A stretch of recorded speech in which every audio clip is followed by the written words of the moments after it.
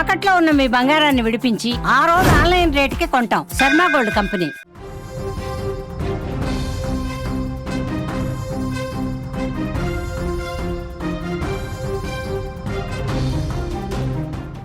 ధర్మస్థలిలో కొనసాగుతున్న అస్థిపంజరాల వేటలో ఎవ్వరూ ఊహించని నిజాలు బయటపడుతున్నాయి. ఒకటి కాదు, రెండు కాదు, మూడవ అస్థిపంజరానికి సంబంధించిన ఆనవాళ్లు కూడా కొద్దిసేపటి క్రితమే బయటపడ్డట్టుగా సమాచారం అందుతోంది. ప్రస్తుతం 6వ స్పాట్ నుంచి 3వ స్పాట్లోకి 7వ స్పాట్కి తవ్వకాలు కొనసాగుతున్నట్టుగా అర్థమవుతోంది, సమాచారం ఉంది. కొద్దిసేపటి క్రితమే 6వ స్పాట్ 7వ స్పాట్కి మధ్యలో దాదాపు 30 ఎముకలు దొరికినట్టుగా మాకు సమాచారం అందుతోంది. ధర్మస్థలి నుంచి ప్రత్యక్ష ప్రసారం ద్వారా మా ప్రతినిధి విజయ్ ఉన్నాడు. ధర్మస్థలి నుంచి మనకు ప్రత్యక్ష ప్రసారం ద్వారా అక్కడి సమాచారాన్ని ఎప్పటికప్పుడు అందిస్తున్నాడు. ఆ అవశేషాలకు సంబంధించిన లేటెస్ట్ అప్డేట్స్ మా విజయ్ అడిగి తెలుసుకుందాం. విజయ్, ఏంటి 6th ప్లేస్లో తవ్వకాలు అయ్యాయి, నిన్న 2 అస్థిపంజరాలు దొరికాయి, ఇప్పుడు ఇవాళ 7th ప్లేస్ వరకు కూడా తవ్వకం జరుగుతున్నట్టు తెలుస్తుంది. అక్కడ మళ్ళీ 30 ఎముకల్ని గుర్తించినట్టుగా సమాచారం అందుతుంది. ఇందులో నిజంగా వాస్తవం ఉందా? ఎస్ తిరుమల. సో ఇవాళ మరొక కీలకమైనటువంటి ఆధారాలు దొరికే సిట్ అని చెప్పుకోవాలి. నిన్న 2 మృతదేహాలకు సంబంధించినటువంటి అస్థిపంజరాలు దొరికితే ఇవాళ స్పాట్ నెంబర్ 7 లో, అంటే ఇవాళ 6వ నెంబర్ స్పాట్ లో తవ్వకాలు జరుపుతున్నారు. దాని పక్కనే ఉన్నటువంటి 7వ నెంబర్ స్పాట్ లో కూడా తవ్వకాలు జరుపుతున్నట్టుగా సమాచారం అందుతుంది. అయితే ఈ 7వ నెంబర్ స్పాట్ లో దాదాపుగా 30 ఎముకలు దొరికినట్టుగా సమాచారం అందుతుంది. అయితే పోలీసులు ఇంకా కూడా దీన్ని అధికారికంగా ధృవీకరించలేదు. ఎందుకంటే వెళ్ళినటువంటి టీం అంతా కూడా ఆ నేత్రావతి ఒడ్డున ఉన్నటువంటి ప్రాంతం పైన రోడ్డు మీద నుంచి కూడా లోపలికి వెళ్తే దాదాపుగా 300 మీటర్ల దూరంలో ఉంటుంది. ఇక్కడి నుంచి లోపలికి వెళితే సో అక్కడ మొత్తం అంతా కూడా చుట్టూ అంతా కూడా కొన్ని కర్టన్స్ కట్టేసి వాటి మధ్యలో తవ్వకాలు జరుపుతున్నారు. ఆ తవ్వకాలని కూడా నిన్నంతా కూడా మనుషుల ద్వారా తవ్వకాలు జరిపితే ఇవాళ నేరుగా ఎక్స్కవేటర్ ని అక్కడ తీసుకోపోవడం జరిగింది. అంటే మినీ జేసీబీని అక్కడికి తీసుకెళ్లారు. మరింత లోతుగా తవ్వేటువంటి ప్రయత్నం అయితే చేస్తున్నారు. తవ్వే కొద్దీ కూడా ఎముకలు బయట పడుతూనే ఉన్నాయి. ఒక్కొక్క ఎముకని ఫోరెన్సిక్ డిపార్ట్మెంట్ సంబంధించిన ఎక్స్పర్ట్స్ కలెక్ట్ చేస్తున్నారు. వాటన్నిటి కూడా నీట్ గా ప్యాక్ చేసుకొని అక్కడి నుంచి నేరుగా ల్యాబ్స్ కి తీసుకెళ్లేటువంటి ప్రయత్నం అయితే జరుగుతుంది. అయితే ఇంకా కూడా లోపల తవ్వాలా లేదంటే వేరొక ప్రాంతానికి వెళ్లాలనేటువంటి దాంట్లో అధికారులు ఆలోచిస్తున్నట్టుగా తెలుస్తుంది. ప్రస్తుతానికైతే మాత్రం 30 ఎముకలు దొరికాయి. ఈ 30 ఎముకలు వేరే మృతదేహానికి సంబంధించినటువంటి ఆ అస్థిపంజరానికి సంబంధించినటువంటి ఎముకల, లేదంటే నిన్న దొరికినటువంటి ఎవరైతే 2 మహిళలకు సంబంధించినటువంటి అస్థిపంజరానికి సంబంధించినటువంటి మిగిలినటువంటి ఎముకలు అనేది కూడా కాస్త క్లారిటీ రాలేదు. కానీ ఇక్కడ కొంతమంది అధికారులు అయితే మాత్రం అనధికారికంగా ఏం చెప్తున్నారంటే అక్కడికి వెళ్ళి వాళ్ళకి అక్కడ సహాయంగా హెల్పర్స్ గా వెళ్ళినటువంటి కొంతమంది అసిస్టెంట్స్ ఏం చెప్తున్నారంటే, సో ఇక్కడ చూడొచ్చు మనం లైవ్ లో పోలీసులంతా కూడా ఇప్పుడే పోలీస్ స్టేషన్ దగ్గర నుంచి నేరుగా అక్కడికి వెళ్తున్నారు. ఆ స్పాట్ నుంచి కూడా వీళ్ళు అక్కడ అంతా కూడా క్రౌడ్ ని క్లియర్ చేసేటువంటి ప్రయత్నం అయితే జరుగుతోంది. సో ఇప్పుడే కొద్దిసేపటికే ఇప్పుడు టీమ్స్ అన్ని కూడా ఇక్కడ నుంచి కొన్ని ప్రత్యేకమైనటువంటి వాహనాల్లో అక్కడికి వెళుతున్నాయి. సో 30 ఎముకలు దొరకడంతో వాటన్నిటిని కూడా ఇప్పుడు వెంటనే నేరుగా ఇక్కడికి తీసుకొచ్చి నేరుగా బెంగళూరు కానీ లేదంటే బెంగళూరు కూడా పంపించేటువంటి ప్రయత్నం అయితే జరుగుతుందనే చెప్పాలి. సో మరొక మృతదేహానికి సంబంధించినవా, ఇది 3వ మృతదేహానికి సంబంధించినవా, లేదంటే 4, 5 ఇలా 5-6 మృతదేహాలకు సంబంధించినటువంటి ఎముకల, అంటే ఒకే ప్రాంతంలో మూకమ్ముడిగా వీటన్నిటిని కూడా పాతి పెట్టారా అనేటువంటి అనుమానాలు అయితే చాలా స్పష్టంగా కలుగుతున్నాయి. ముఖ్యంగా 7వ నెంబర్ ఒక స్పాట్ లో ఎంత లోతు వరకు తవ్వారు? ఇప్పుడు 6వ స్పాట్ లో తవ్వకం ఎంత లోతు తవ్వారు? అందులోనే ఇప్పుడు 1, 2, 3 అంటున్నాం కదా, ఇవన్నీ ఒకే చోట దొరికాయా? ఒకే స్పాట్ లో ఆ ఏరియాలోనే దొరికాయా? ఎస్, నేను నేరుగా కొన్ని ప్రాంతాల లోపలికి వెళ్ళడం జరిగింది తిరుమల. అక్కడ వెళ్ళిన తర్వాత పోలీసులు ఏం చేశారంటే అతను కొండ గుర్తుగా ఒక ప్రాంతాన్ని చెప్పాడు. సో ఈ లొకేషన్ లో నేను ఇక్కడ కొన్ని శవాల్ని పాతి పెట్టినట్టుగా నాకు గుర్తు వస్తుంది, కాబట్టి ఈ లొకేషన్ ని ఐడెంటిఫై చేయండి అన్నప్పుడు పోలీసులు ఆ ప్రాంతంలో ఒక స్టోన్ ని నాటడం, ఆ చుట్టూ అంతా కూడా ఒక ఫెన్సింగ్ కట్టేస్తున్నారు. సో ఆ ఫెన్సింగ్ అనేది కూడా దాదాపుగా ఒక 10 నుంచి 20 అడుగుల వ్యాసార్థంలో ఆ ఫెన్సింగ్ కడుతున్నారు. అక్కడ మొదట తవ్వకాలు జరిపిన తర్వాత అక్కడ ఏదైనా ఆధారం లభించిన తర్వాత ఆ చుట్టుపక్కలంతా కూడా ఒక పెద్ద గోతిగా దాన్ని తవ్వేటువంటి ప్రయత్నం అయితే జరుగుతుంది. నిన్న జరిపినటువంటి తవ్వకాలు కూడా అస్థిపంజరాలన్నీ కూడా ఇదే క్రమంలో దొరికాయి. ఇవాళ కూడా కేవలం ఒక 10 అడుగుల వ్యాసార్థంలోనే కాకుండా దాదాపుగా ఒక 7-8 మీటర్ల వ్యాసార్థంలో తవ్వకాలు జరుపుతున్నారు. దాదాపుగా 6 అడుగుల వరకు కూడా తవ్వకాలు జరుపుతున్నారు. ఎందుకంటే 6 అడుగుల వరకు మనుషులు అంత త్వరగా ఫాస్ట్ గా తవ్వలేరు కాబట్టి నేరుగా మినీ జేసీబీని, అంటే ఎక్కడైతే డ్రైనేజ్ క్లీన్ కోసం మనం ఉపయోగించేటువంటి నగరాల్లో ఉపయోగించేటువంటి చిన్న సైజు జేసీబీ ఉంటుంది. ఆ ఎక్స్కవేటర్ తో వాళ్ళ తవ్వకాలు జరుపుతున్నారు కాబట్టి వేగంగా ఆ మృతదేహాలకు సంబంధించినటువంటి అవశేషాలు కూడా దొరుకుతున్నాయి. నిన్న 2 అస్థి పంజరాలు, ఇవాళ 30 ఎముకలు. సో మధ్యాహ్నం తర్వాత ఏం జరగబోతుంది? మధ్యాహ్నం ఇంకా అస్థి పంజరాలు దొరికే అవకాశం ఉందా? మరిన్ని ఎముకలు కూడా తిరిగి కలెక్ట్ చేసుకునేటువంటి అవకాశం ఉందా? అయితే ఈ ఎముకలన్నీ కూడా ఎవరివి? సో ముగ్గురువా, నలుగురువా, ఐదుగురువా, ఆరుగురువా? ఇవి అర్థం కానటువంటి పరిస్థితి. అంటే 10కి వాటికి సంబంధించిన అతను చెప్తున్నట్టుగా 10కి పైగా శవాలు ఒకే చోట దొరకవచ్చు, కొన్ని చోట్ల 10కి పైగా శవాల్ని పాతిపెట్టానని చెప్తున్నాడు. అట్లాగే 9వ స్పాట్ అత్యంత కీలకమైన స్పాట్ అని చెప్తున్నాడు. ఆ 7 నుంచి 9 మధ్య చాలా డెడ్ బాడీస్ అవశేషాలు దొరుకుతాయని చెప్తున్నాడు. సో ఇక్కడ కూడా అంటే ఒక బాడీ బరియర్ చేసిన తర్వాత అంటే మల్టిపుల్ ఒక బాడీ ఎముకలుగా అంటే ఇప్పుడు దొరికిన ఎముకలని చూస్తే మల్టిపుల్ ఎక్కువ బాడీలకు సంబంధించిన ఎముకలను గుర్తించవచ్చా? అటువంటి అవకాశం ఉందా? ఎస్, ఇక్కడ అతను తిరుమల ఒక కొండ గుర్తుగా 20 ఏళ్ల పాటు నేను 100కు పైగా మహిళల శవాలను, యువతుల శవాలను నేను పాతి పెట్టాను అని ఎవరైతే ఫిర్యాదుదారుడు, కంప్లైంటర్ ఉన్నారో ఆ పారిశుద్ధ్య కార్మికుడు, అతను చెప్పేది అంతా కూడా కొన్ని ప్లేసెస్ ని అతను కొన్ని కొండ గుర్తుగా పెడుతున్నాడు.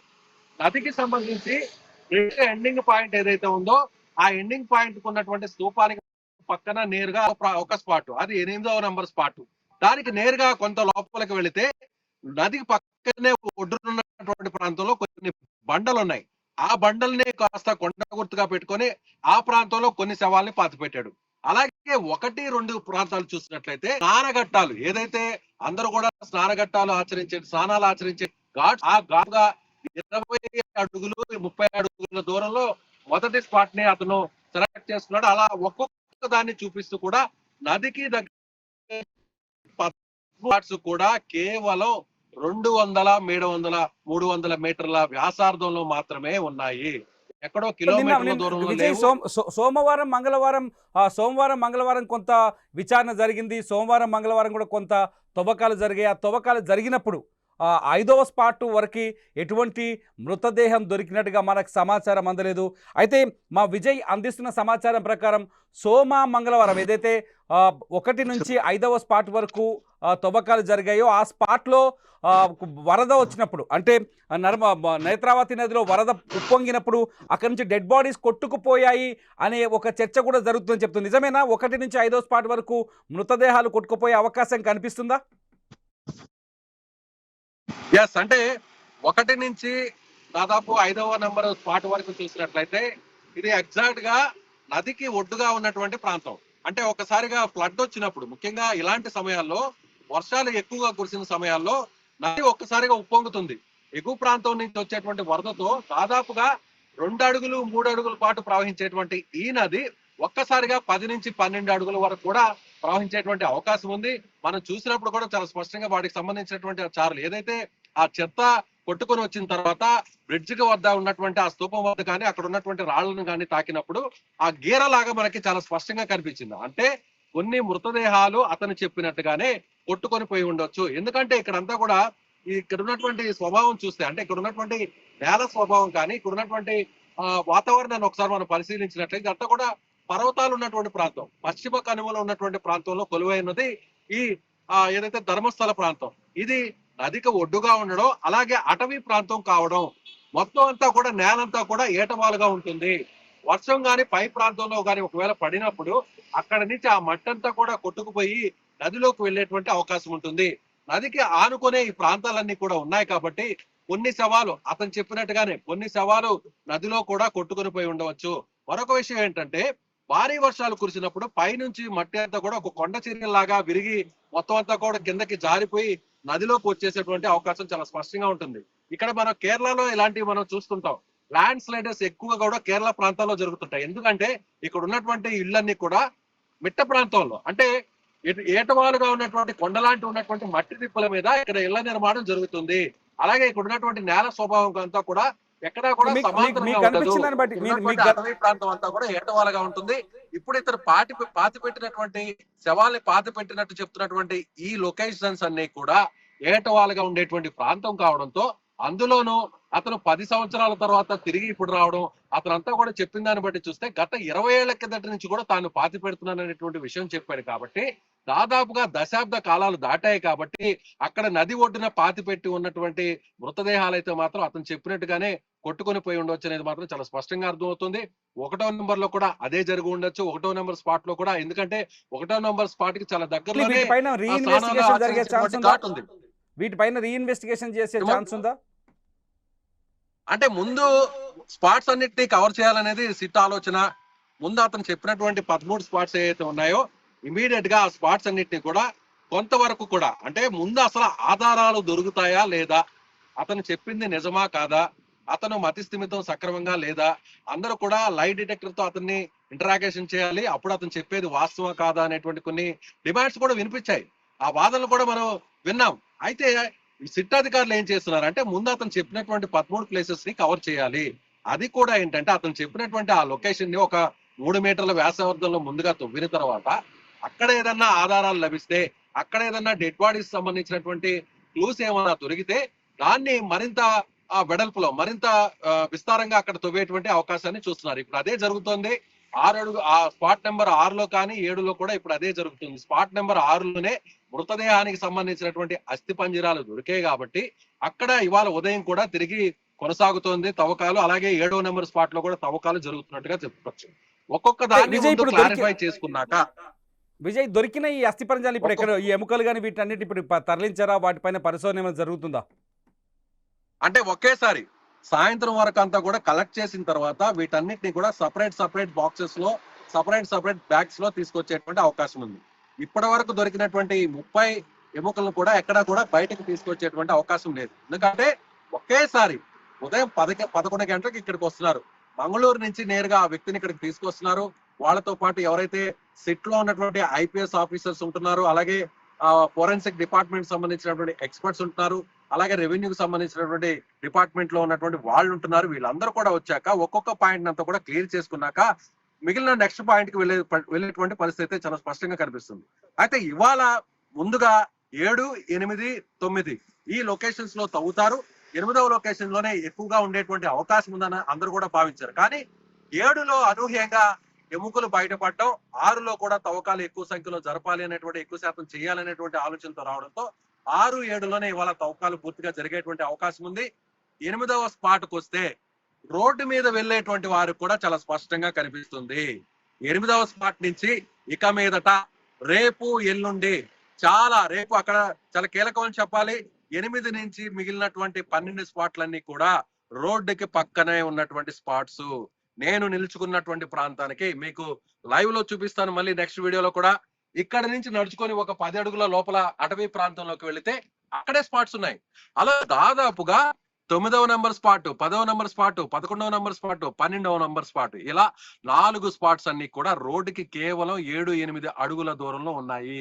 బైక్ మీద వెళ్తున్నటువంటి వాహనదారులు కూడా ఆ స్పాట్ దగ్గర ఆగి వాళ్ళు ఫోటోలు తీసుకొని, వీడియోలు తీసుకొని వాళ్ళ బంధువులకు, స్నేహితులకు కూడా వీడియో కాల్స్ చేసి మరి ఆ స్పాట్స్ ని చూపిస్తున్నటువంటి పరిస్థితి చాలా స్పష్టంగా ఇక్కడ రోడ్డు పక్కన ఉన్నటువంటి స్పాట్స్ పరిస్థితిని చెప్పవచ్చు. తిరుమల రైట్ విజయ్, అప్డేట్ కోసం మళ్ళీ మీ దగ్గరికి వస్తాం. ప్రస్తుతానికైతే 7వ స్పాట్ దగ్గర మరొక 30 ఎముకలు దొరికినట్టుగా తెలుస్తుంది. ఆ 30 ఎముకల్ని సాయంకాలానికి బెంగళూరులోని FSL ఆఫీస్కి పంపించే ఛాన్సెస్ కనిపిస్తున్నాయి. మా ప్రతినిధి విజయ్ ఎప్పటికప్పుడు లైవ్లో ధర్మస్థలి హత్యలు, అస్థి పంజరాలకు సంబంధించిన అప్డేట్స్ అందించడానికి సిద్ధంగా ఉన్నారు. ఇది ఇప్పటి వరకు ఉన్న సమాచారం. చూద్దాం ఇంకా ఎన్ని అస్థి పంజరాలు ధర్మస్థలలో దొరుకుతాయో.